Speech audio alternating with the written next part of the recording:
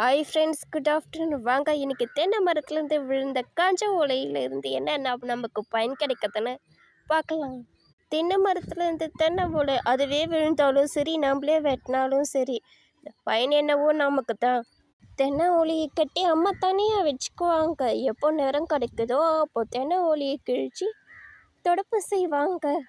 வெளியிலலாம் தொடப்பு வாங்கிறது கிடையாது. வீட்டிலேயே தான் அம்மா தொடப்பத்தை கிழிச்சு கட்டி வச்சுப்பாங்க.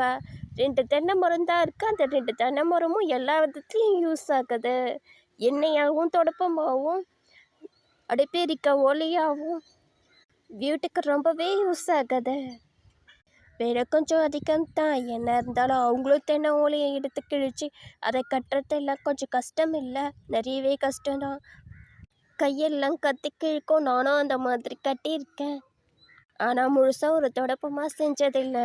அம்மா தான் இது வரைக்கும் தொடப்பம் ரெடி பண்ணியிருக்காங்க. அவங்க வெளியவே வாங்க மாட்டாங்க.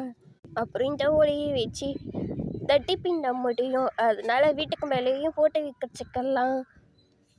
இந்த மாதிரி ஓலையில் வீடு கட்டினாங்க செம ஜில்லுன்னு இருக்கும் அந்த இடமே. எல்லாம் நவீனத்துக்கு மாறிட்டாலும் இதோட யூஸ் மட்டும் இன்னும் குறையாம தான் இருக்கு. பிடிச்ச லைக், கமெண்ட், ஷேர் பண்ணுங்க.